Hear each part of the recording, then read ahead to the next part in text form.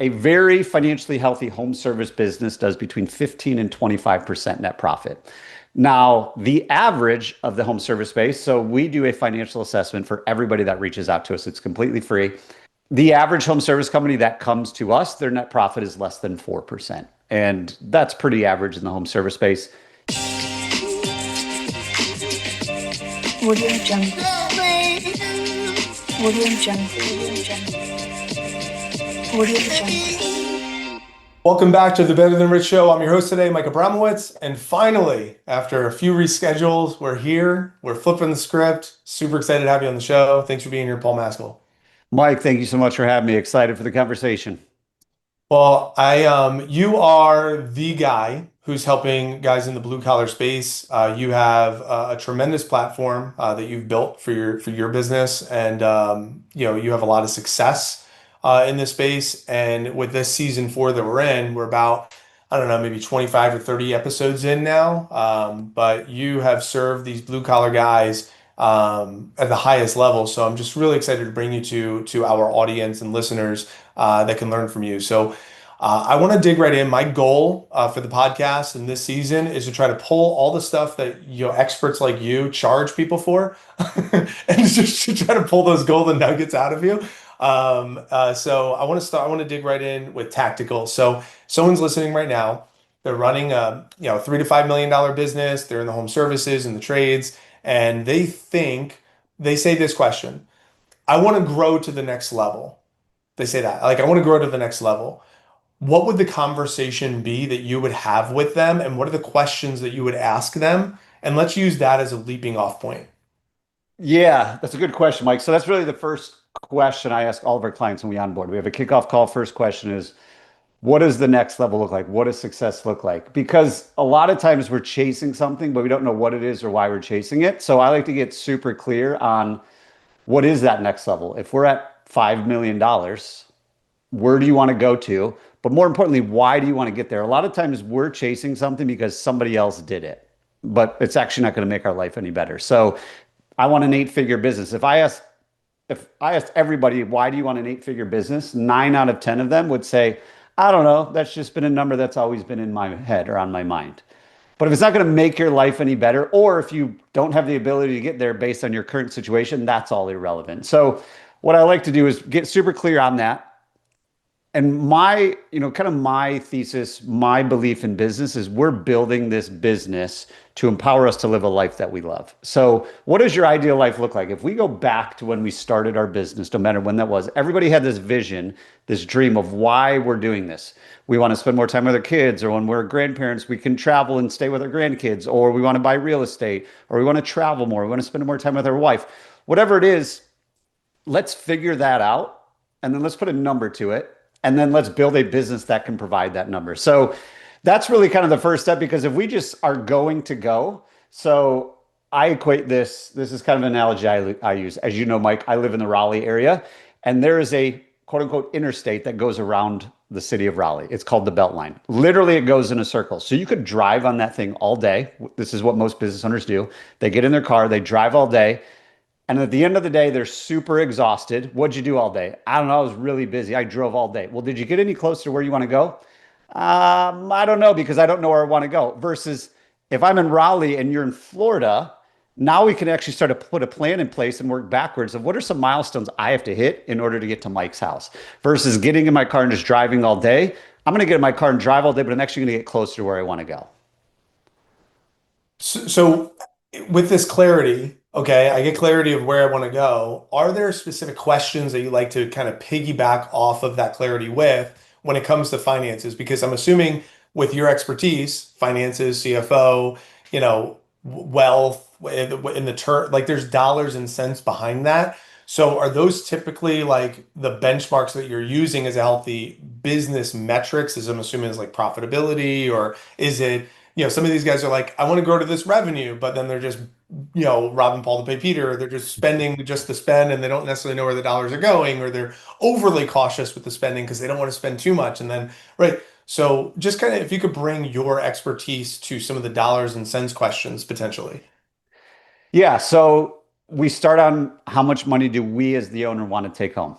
right? Or how much do we want this business to make? So working backwards, if we want to clear $1 million a year, just using that as example's sake, we're not really worried about the top line yet. A lot of times we're like, well, I'm at 5 million. If I get to 10 million, they always have this mindset of when I get there, then I'll start being profitable, right? And I'll ask them, well, what are you doing now? Well, I'm just reinvesting back into my business. And they say, cool, Mike, what are you reinvesting in and what's the return on it? They're like, I don't really know. I'm just not profitable. So if we want to do $1 million a year in the home service space, that's who we hang out with every day. A very financially healthy home service business does between 15 and 25% net profit. Now, the average of the home service space, so we do a financial assessment for everybody that reaches out to us. It's completely free.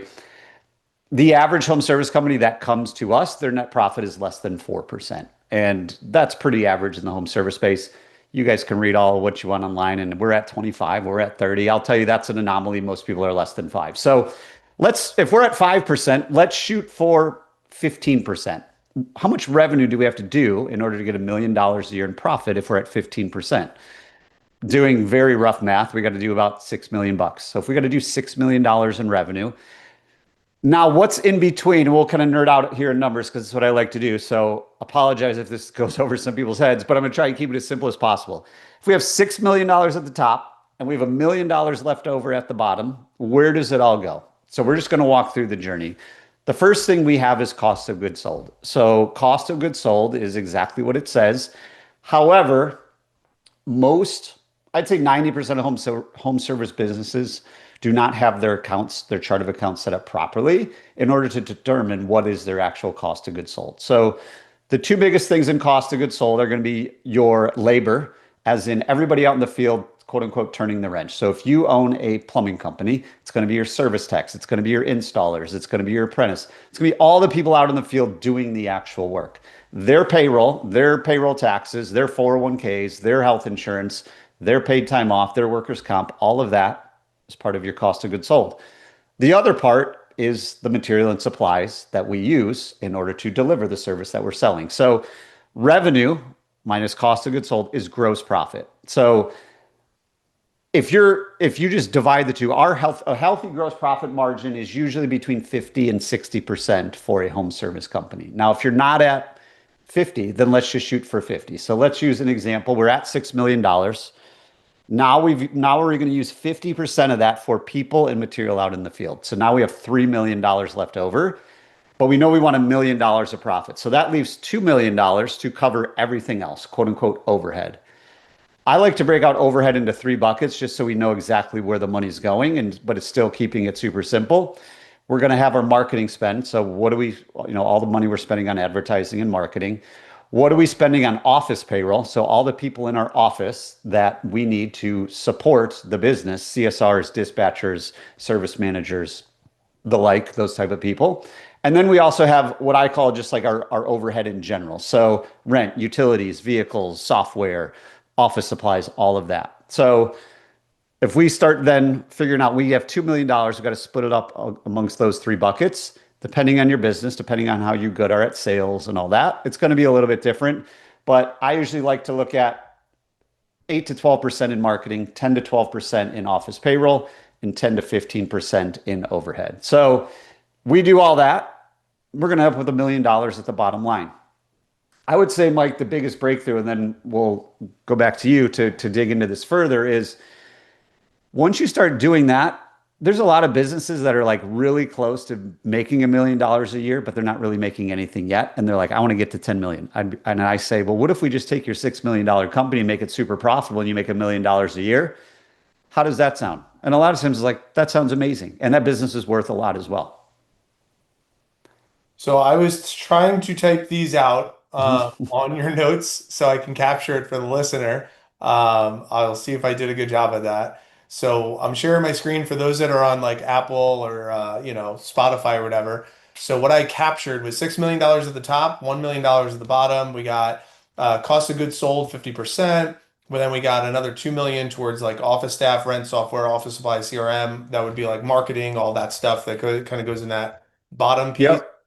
Marketing over here, that's another 2 million here, and that's how we got our $1 million at the bottom. Did I kind of capture that? All You right. crushed it, Mike. Good All work. right, we did it. So I'll put that in the chat as well. Paul, that's super helpful because I think for the listener, um, again, we want to make sure that we know where we're going. I like the analogy that Paul said. It's like if I'm just driving around on a highway with no destination in mind, we need to know what is the end goal. So using dollars is a great way to keep score.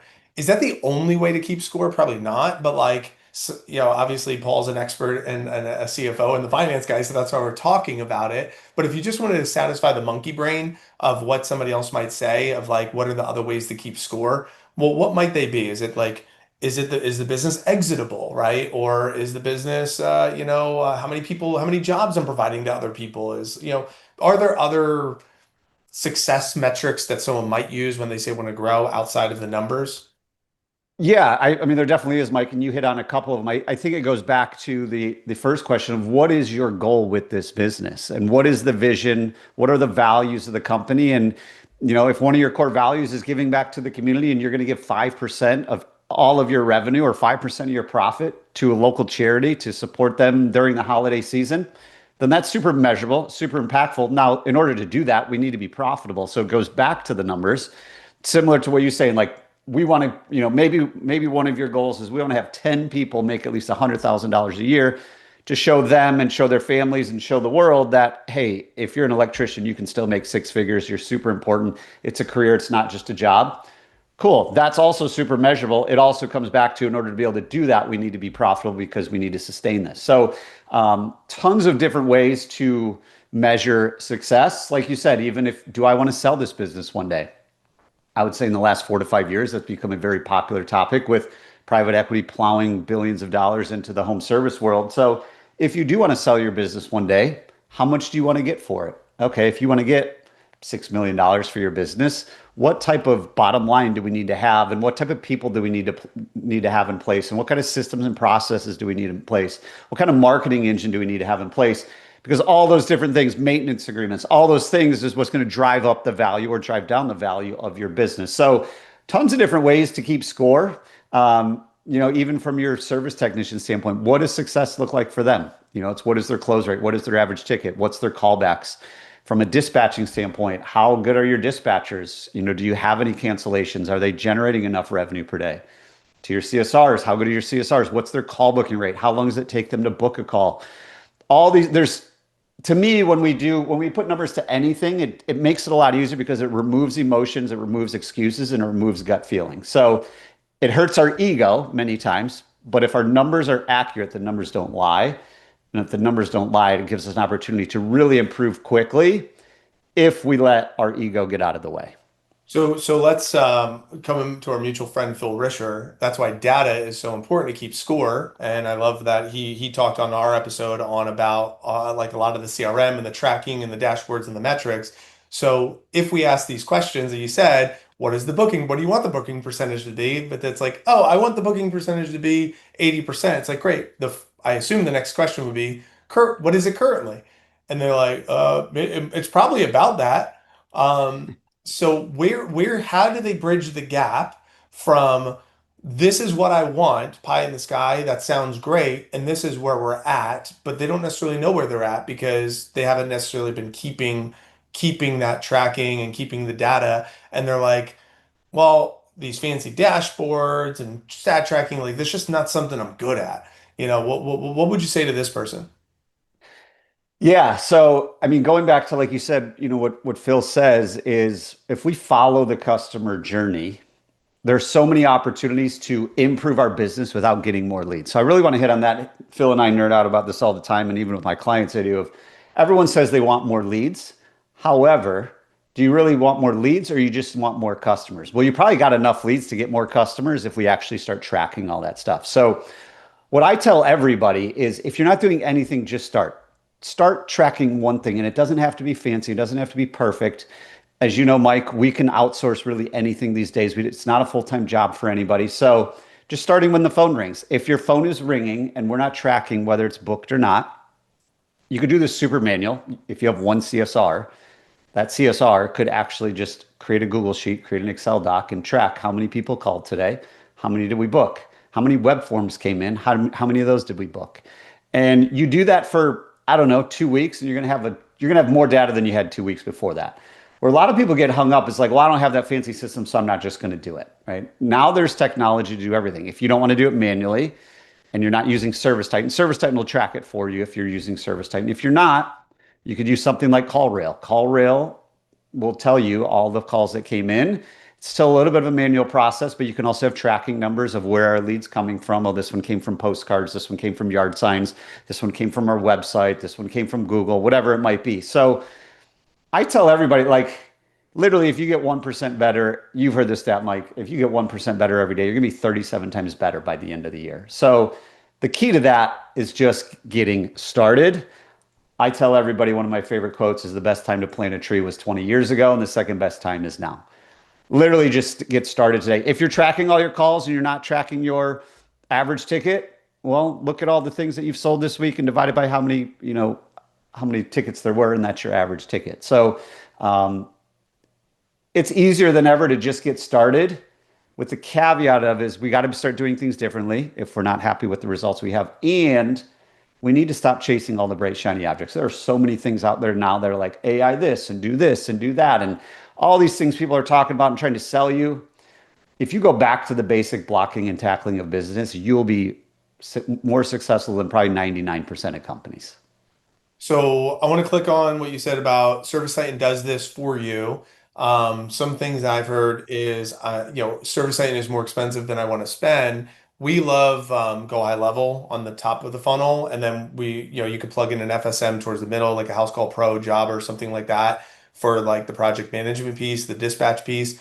I know Phil and I kind of hit on that a little bit. I've had other conversations on the podcast kind of about separating those two. That's what we suggest with Better Than Rich too. But I'd really love to pick your brain on that while we're here and just kind of geek out. Like, what's your philosophy on having, for the $3 to $5 million range, the go high level doing everything up until the dispatch, and then everything after the job is complete for the nurturing and the follow up to maximize the lifetime value of the client for go high level, and then just using the dispatch piece for like an FSM in there or anything in between. Like, I'd love to just hear your opinions on some of that stuff.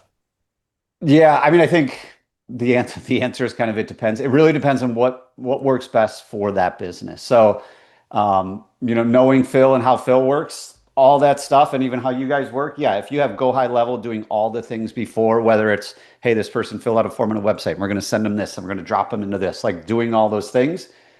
My preference is once you've done all those things and they actually schedule a job, then we go to our field service, software, whether it's Jobber, House Call Pro, Service Titan, or Field Pulse or Field Edge, or all the other things, whatever works for your business. You don't have to go to Service Titan. I know Service Titan is pretty expensive and it is a monster to implement. So whatever works for the business. And then, yeah, after the fact, once the job is done, this is where in my opinion, most people get it wrong at the top and at the bottom.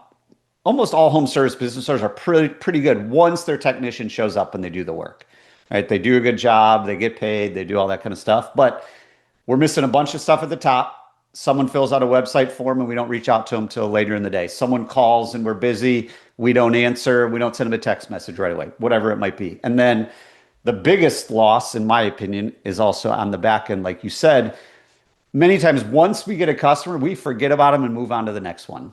If we start to realize, even with all the technology in place, if you needed a plumber today, unless it's a 911 emergency type of deal where it's like my house is flooded and I just need to call somebody, if you're like, I'm thinking about putting a new faucet in, or I'd like to change this thing out, or I'd like to, kind of explore what it'd look like to put an electric water heater. You're going to ask your friends, family, neighbors, and Facebook group first. 98% of the time, we are going to ask to the people we trust for a referral or recommendation before we go to Google. And Google stats actually back this up as well. So we'll go to Google to then verify. If Mike says, yeah, dude, call Joe with Peterson's Plumbing. Joe, they're awesome there. I'm like, cool, Mike, that's awesome. I'm then going to go to Google and I'm going to see that they have all these reviews. So I'm going to validate that they're doing well. But Joe might, if I ask Mike and we didn't nurture Mike, Mike would be like, man, I had a really good guy come out, but I can't remember who he was. He was awesome though. His team was great.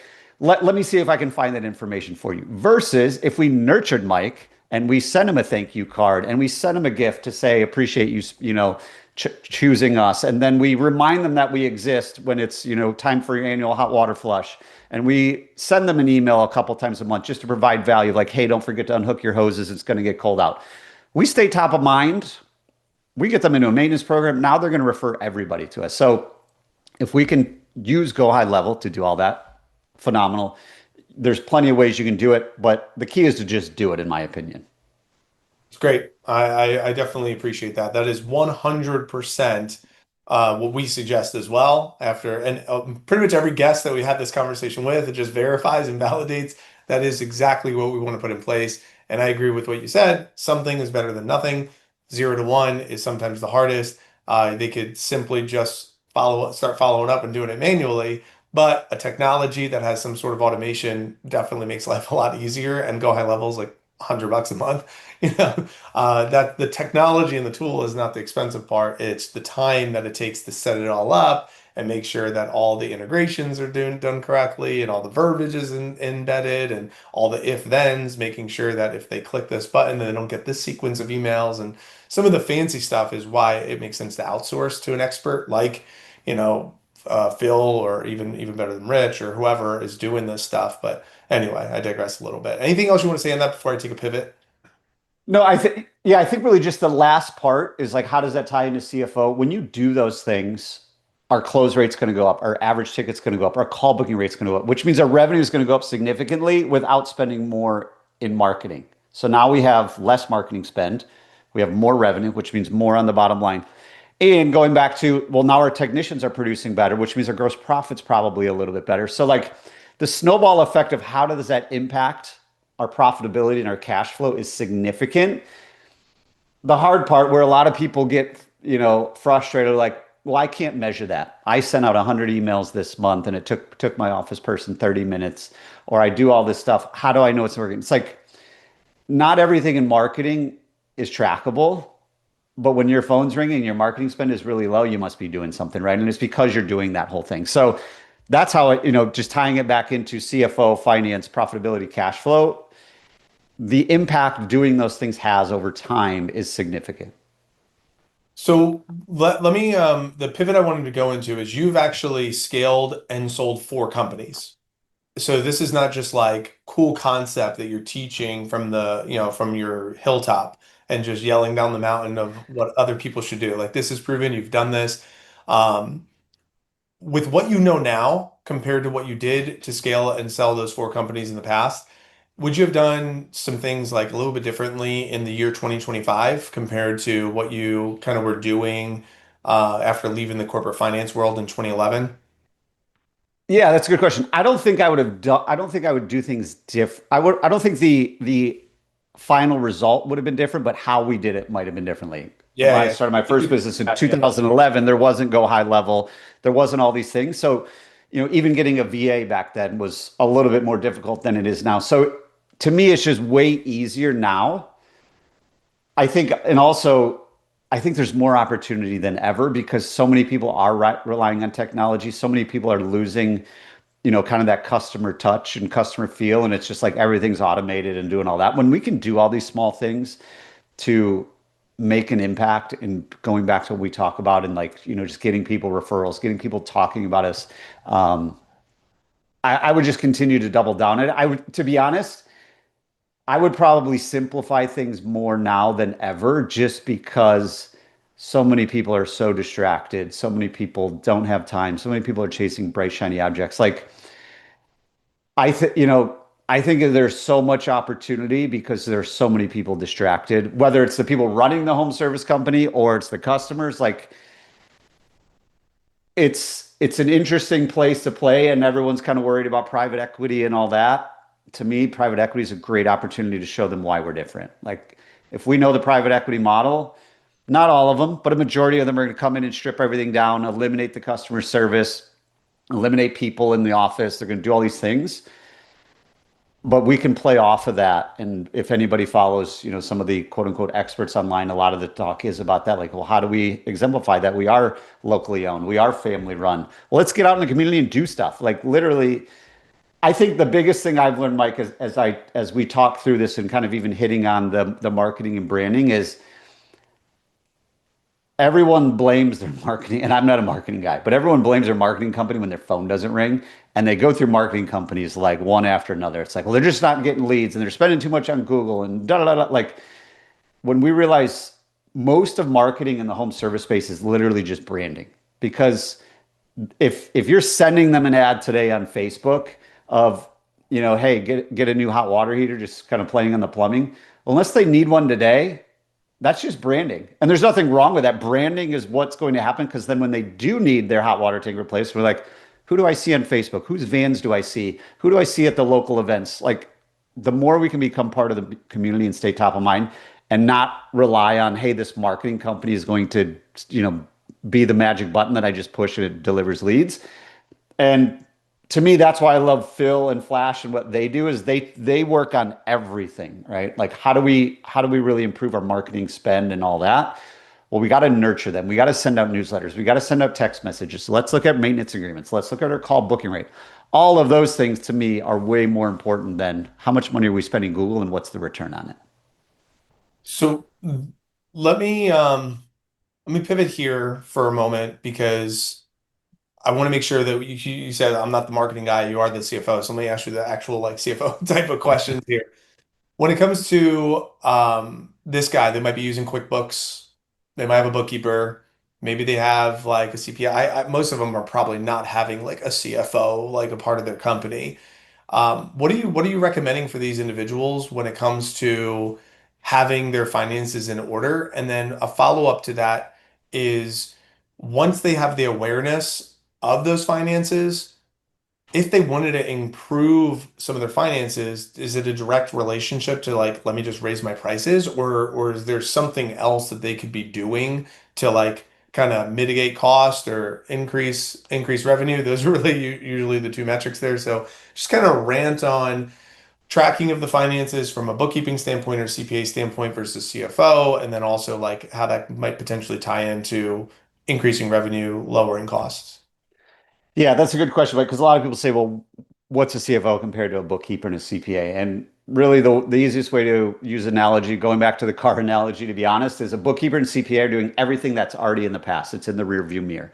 They're basically historians documenting everything that happened in your company.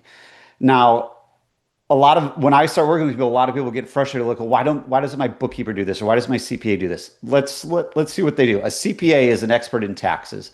They will make sure that your taxes are filed compliantly with the IRS, your local state, and to make sure that you're paying what you owe in taxes. With that being said, most CPAs aren't doing tax strategy work. I don't do tax strategy work either. I'm not a CPA.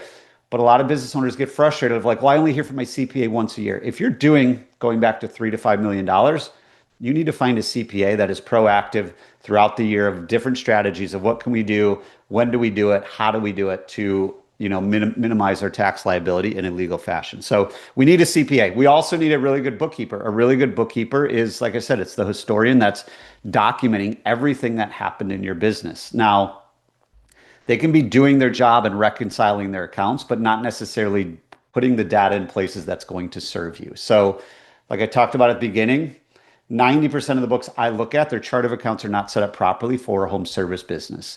And the reason for that is, many reasons, but a lot of times bookkeepers just aren't experts in the trades. They don't know, and this is getting a little bit nerdy, but they don't know your field labor and all the costs associated with that should be in cost of goods sold, because they're used to cost of goods sold just being physical things. If I own a retail shop or an e-commerce store, cost of goods sold is just the inventory we buy that we then resell. So we need a bookkeeper that's good at working with the trades, or they're at least open to doing things a little bit differently to serve the business owner better. So once we have really good books and your taxes are taken care of, we also need a CFO. So back to the car analogy, CFO is more like the GPS. We're forward thinking of, hey, you want to go here, and you're here right now.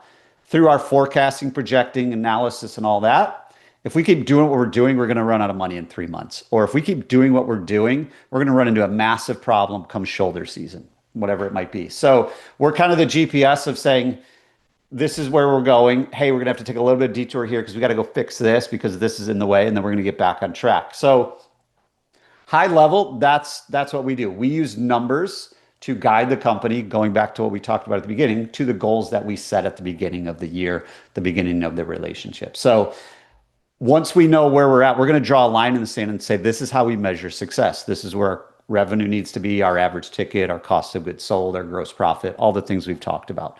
We're going to set targets for those. And then we're going to look at where are we at year to date, where are we at last year, and then we're going to do our forecasting, projecting, and say, this is where it looks like, best case, this is a very clear of this is where we're going to end up if we keep doing what we're doing. So to simplify it, at least for what we do, is then we just give our clients a one-page scoreboard. We don't know if we're winning or losing unless we're keeping score. And when we can keep score, it removes the emotion, removes the ego, and removes the gut feeling of, I think this is the right move, or man, I don't know why, but there's no money in the bank. My bookkeeper and accountant keep saying I'm making a bunch of money, but there's no money in the bank. Or man, it's really stressful making payroll. I'm up all night. Or I thought once I got to 5 million, I'd actually have money in the bank, but I don't. So we solve all those problems with a scoreboard. This is the reason, and what we just talked about. We determined there's about 5 or 6 drivers of profit, 5 or 6 drivers of cash flow, and then once we know what's wrong on a big picture, that's where we dive in. So give you an example. If we determine, I'll give you an example of a real life client that we had once, and they were doing their revenue, everything looked pretty good, but their office payroll was through the roof. They had way too many people in the office for the amount of revenue they were doing. So we dove in and said, well, why do you have so many people? And we determined they had 4 CSRs. And I was like, well, why do you have 4 CSRs for this size business? It doesn't make sense. So I said, here's your homework. Going back to what we talked about, go see how many calls all these CSRs are taking. And what we found out is they needed 4 CSRs because their phones were ringing all day. Now, the reason they were overstaffed is because those CSRs were really bad at actually booking the call. So their call booking rate was less than 50%. So what we determined, at least in that simple example, is if you guys booked at 80%, you would literally double your business in revenue. So even though the CFO, we dug into that and figured that's out why. Now operationally, now we got to go execute on this. Now you got to train your CSRs to book the calls better. When we start doing that, we're also going to have to hire more people over here to deliver all these things that they're booking. So I know that's kind of like an in the weeds, numbers example, but that's really what a CFO does is, we're the financial guide of the company. A lot of times business owners feel like they're out on an island and feel like they're the only ones going through these problems. So we're the guide to help them create a financially healthy business that's creating consistent positive cash flow. It's a great rant, dude. I love it. I absolutely love it. And it's true because everything you just said, it logically makes sense where it's like, okay, let's investigate. But we can't investigate based on feelings. We want the real information, the real numbers. So it's like, why do you have 4 CSRs? Well, let's figure out. Okay. Well, here's what's interesting. I don't know. When I heard the calls are blowing up, my mind went to, could it make sense to try to direct people to a discovery call where they could book on or a book online model or something like that to try to give the user an opportunity to self-schedule to potentially reduce the amount of hours that they need. And from a CFO standpoint, is that a potential direction? Because now we don't want to cut people's jobs, but if there's someone that's making, whatever that salary is, and we direct that and we are bringing them the call volume by still booking appointments, but now they're self-scheduling versus calling. What's your philosophy on that? I'm just curious. Yeah, my philosophy. So I love following Marcus Sheridan. He wrote The Ask You Answer. He wrote Endless Customers. And if you look at the people making decisions for homes now, they don't, if they don't have to, they don't want to pick up the phone and call. They would love to schedule online. They would actually love to get a pricing online. They would love to get a rough estimate of what does it cost to put in, just using the plumbing example as we continue on, what's it cost to put a hot water tank in my house? With technology, you can build that out pretty quickly of how big's your house? What do you currently have? Where's the hot water tank located? How far is it from whatever information you need to give a ballpark and be like, based on the 4 or 5 questions you answered, it could be anywhere from $1,200 to $4,000. Would you like to schedule a time for a service tech to come out and give you a quote? Cool. Awesome. Go do it. So I am all for that. Not even just from a, hey, let's cut costs and let's eliminate jobs, but what does the customer actually want, right? What do they want to do? most people don't want to pick up the phone and call. Most people want to know the pricing. Most people, when someone's on the way, they want to receive a text message.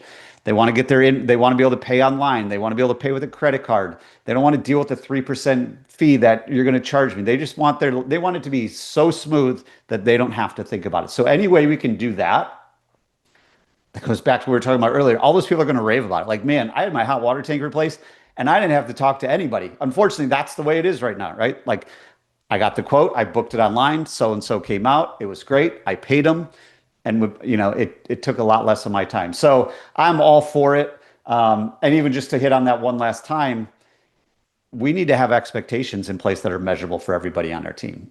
Those CSRs didn't know they were, operating poorly. Their job, at least in their mind, was to answer the phone and follow this. And if they book, cool. If not, on to the next one. Versus if we said, hey, if you book at this percentage, then you get a bonus.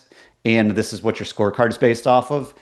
This is how we're going to evaluate to make sure you're good. And these are the tools we're going to provide. Now, all of a sudden, they're like, whoa, that's what I have to do, but I can make this amount of money. Like, yeah, you can do that. It's like, all right, cool. How do I do it? Well, here's the training and here's the guiding, and this is how we're going to support you. All right, cool. You do that for 4 people, maybe if 2 of them stay, and then the other leads book online. So it might self-select themselves out of there anyway. That's good. What was the guy's name? Marcus who? Marcus Sheridan. Sheridan. We've not heard that name, or at least I don't recall He it. built a big pool company in Virginia, basically by answering his book called They Ask You Answer is basically about answering all the questions your customer have that other contractors aren't willing to answer. Like, what would it cost to put in a hot water tank? Or what determines the cost of that? Anybody listening, I would recommend you read both of those books. They Ask You Answer came out probably 10 years ago. Endless Customers came out about a year or 2 ago. And it's really just kind of an version 2.0 of They Ask You Answer of now that AI is available and all these technologies available, how do we continue to do this?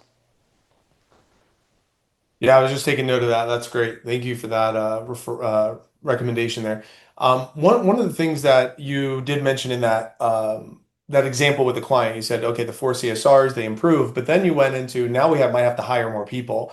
And per your recommendation, I just realized that was from you, which is Ryan Englund, right?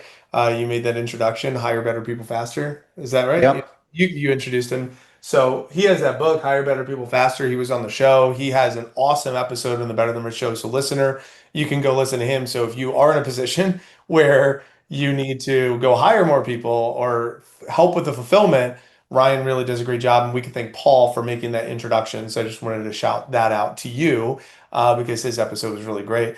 Anything from the CFO standpoint of what you might want to say on how might the business owner know on whether or not their workers are spread too thin and they have to spend more dollars on hiring more people? Is there anything from your seat on that you offer counsel there? Yeah, I mean, being a CFO goes back to the numbers. So if we determine their close rate, say the guys out in the field, their close rate's really low, and we sit down and have an honest conversation of like, why are you only closing at 40%? They're like, because I got to run 5 calls a day. So if I got to run 5 calls a day, I don't have time. Like, I don't have time to implement our full sales process because I know I got to get another one. I don't want to be home till I don't want to be out here till 7, 8 o'clock at night. So there's so many things that go into it, but if we can go into the numbers like, okay, your close rate's 40%. Now let's look even further. It's like, wow, he closes the first deal of, his first visit of the day, he almost always closes. The last one, he almost never closes. And then we start to kind of connect the dots of like, what would this look like? And have the conversation. What would it look like if you just ran 3 calls a day, knowing you'd be home by 5 o'clock every day? That goes back to even what you said about earlier of like, what are some other things other than just pure profitability? Like, how happy are people? How long do people stay working here? This world is shifting where people don't want to work till 8 o'clock at night. They're valuing more time with their family. They don't want to work weekends. They don't want to be on call. They don't want to do all these things. And if we can set up an organization and a culture and a infrastructure that allows us to be able to cater to those people, they're going to stay with you a long time as long as they're compensated accordingly. I'm a big fan of performance pay across the board, just like we talked about a CSR. Same thing for everybody in the field. A lot of times, if our people in the field are going to make the same no matter what, they're not going to be that great at performing. In my opinion, just paying people hourly that actually incentivizes people to kind of suck at their job, to be honest, because really good technicians get things done quicker. And they're like, well, that's kind of lame that I just made half of what Mike made. Mike gets paid more because Mike kind of sucks and, he milks the clock.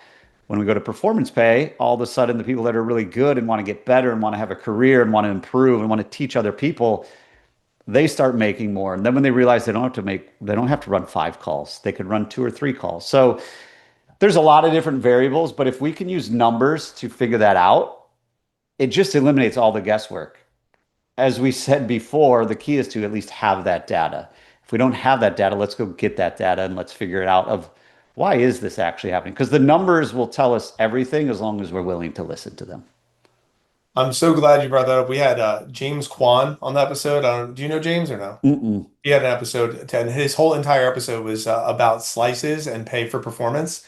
And it's legit a full masterclass on just how to set up the slices pay, how to do pay for performance, how to indoctrinate your team into it. So I'm glad you just brought that up because I recently had that conversation. I don't know if his episode was released or maybe it just released last week or something. But anyway, one of the things that I like that you haven't hit on yet, but I do want to bring up is the pricing because you mentioned we might need to investigate where we could potentially improve performance. But I'd also love to have you talk about what about pricing these jobs? Because that's an easy way we can potentially increase revenue and increase profits is just by making sure we're pricing our product line accordingly. And I think some people might miss that. We've hit at that on the episode sometimes, but I would like to have you hit on that if that's possible. Yeah, to me, pricing is actually way simpler than everyone makes it out to be. So if we go back to that $6 million company we talked about 30 minutes ago, if we want a 50% gross profit, that means our price has to be twice as much as all the inputs that go into a job, the labor and the material, pulling permits, renting equipment, all the cost of goods sold. Where most people get it wrong, to be honest, is one, they're on hourly. So if you're paying your people hourly, it's really hard to maintain a proper gross profit because you might say this job's going to take a day and it takes your people 2 days. Well, that job is a complete loss. So that's a big issue. The other issue when it comes to paying anybody is, even especially if it's hourly, is we don't take into account non-billable time. So in the home service space, the average service technician only works half of every day. So the other half of the day, they're talking to customers, they're driving around, they're picking up material, they're getting a zero, right? They went out to the job, spent an hour, customer said, nope, all good. So if they work an 8-hour day, they're only producing revenue about 4 hours of every day. So we have to recoup all of that time in our billable hourly rate. So if you're paying someone for 40 hours, but they're only delivering for 20 hours, well, that right there has doubled the cost that we need to, account for based on them only working half the time. The other things we have to account for will then be, do they get paid time off? If they're getting paid time off, we got to recoup that cost. And then we have payroll tax, then we have workers' comp, then we have health insurance. We have all of these other things that go into it. And before you know it, it's costing us several $100s an hour, to employ one person. So that's where a lot of people get it wrong, to be honest, when we break it down and like, this is what we need to charge per hour. And they're like, whoa, that's crazy. Sometimes they say that. And the free market works. I'm here to tell you the free market works. If you have all these promises to your customer, the price will tell you exactly what you need to charge in order to fulfill those promises. So if you want a technician that has a clean background check and they're super good at what they do and they're efficient at what they do and they're going to have a clean uniform and they're going to have a great van and they're going to have all the tools and you're going to have technology, you're going to have a CSR that answers the phone, you're going to have a dispatcher, you get the idea. There's all these things that go into running a business. We got to recover all of that. So when it comes to pricing, I tell everybody, there's a lot of things I tell them, but one of the things, say right now you charge $250 an hour, whatever it is, and say we do the math and you actually need to charge $275 an hour. That change, you make that change today, your customers are going to be like, whoa, you raised your prices, because they don't buy your service every day. If you went into Starbucks every day and the price went up from $5 to $6, you would notice it. But if someone's only calling you out every 18 months, they're gonna be like, whoa, last time it was this and now it's this. Like that's irrelevant. And I got this example actually from someone on my podcast, and I'll kind of leave this for everybody on pricing. So say right now you charge $100 for a thing. And right now, your net profit is $5. So you're making 5% on that $100 thing. If we raised our prices by $10, we went from 100 to 110, that's only a 10% increase to your customer. And going from 100 to 110 is irrelevant. Your customer is going to pay it regardless. However, doing the math, almost all of that $10 would go straight to your bottom line because your material didn't cost anymore. Your labor might have costed a little bit more, but now your profit went from $5 to $15. So you literally tripled your profit by increasing your prices by 10%. That's like the best leverage ever. If I can put in 10% and get out 3x, let's do that. Now, what I encourage everybody to do is make sure you're raising your prices that actually align with the business. Some people are like, oh, I'm just going to raise my price. It's like, well, if you don't have the math behind it, you're just kind of guessing, and I don't like guessing. So if we can figure out our cost of goods sold, figure out what our gross profit target needs to be, like I said, 50% if we're not there. If we're at 50, let's go to 55, 57, 60. Do the math, and that's what we need to charge for that thing, whatever that thing might be. Well, I'll tell you right now, Paul, you're giving some unbelievable value. I wanted to make sure that I share my screen again for anybody that's watching on YouTube or catching us live right now.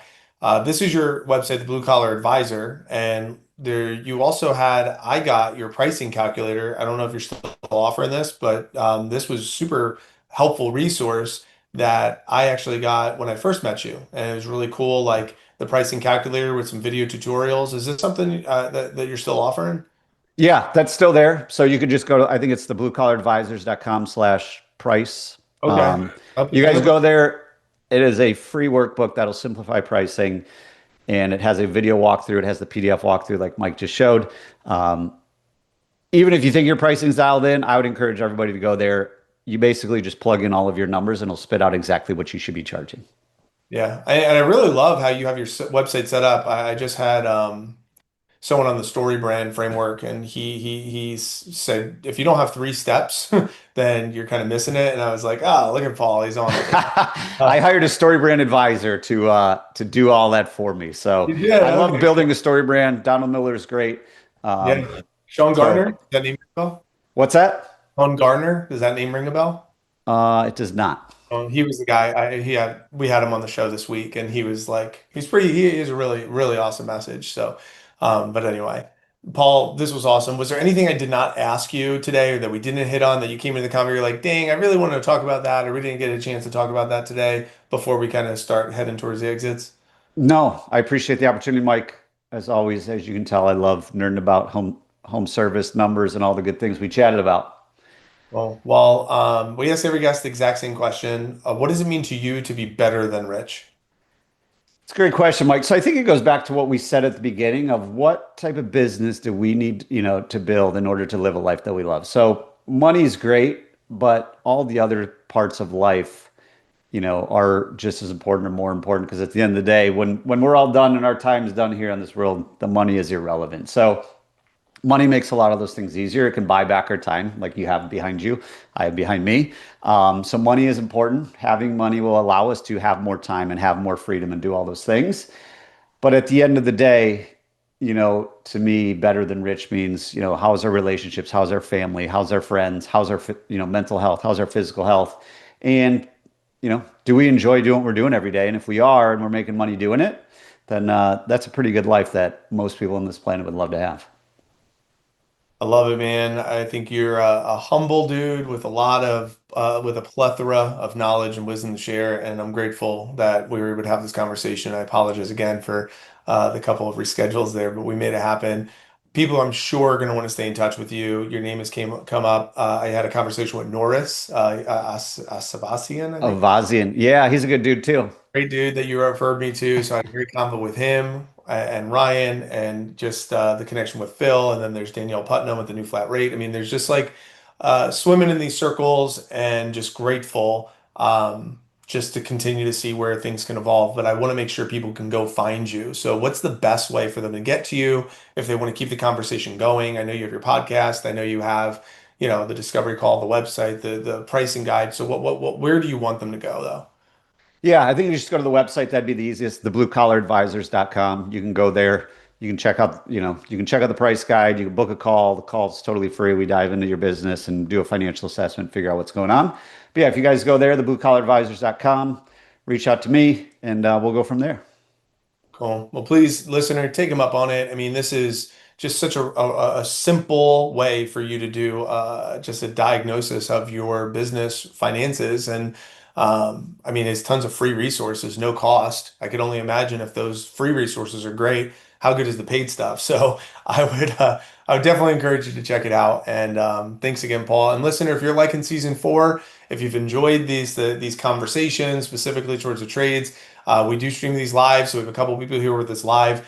We have some more really great conversations and guests coming up over the next several weeks as well. So stay tuned. And one of the things that's coming up in 2026, this is more for Paul to know, is all these experts that I've now had and accumulated. I'm going to be having like some sort of like networking collaboration, something to invite all these experts into one space to just like share their own best practices and network and maybe share resources and tools, because all of you guys have just need to know each other. Like some of you do, but some of you don't. And like, I'm just over here as a middleman having these conversations. I'm like, damn, these guys, a lot of them piggyback because you're offering the CFO services, but someone else is offering like, hiring tools, and someone else is offering a tech solution, and someone else is offering the slices, on how to create the pay for performance. And there's non-competitors that are offering value to the same audience. And I'm just looking forward to kind of bringing that mastermind type of thing together, think tank. So anyway, this has been a lot of fun for me. So thank you so much for being like an early adopter and believer in like me entering into this home service space with you and Phil.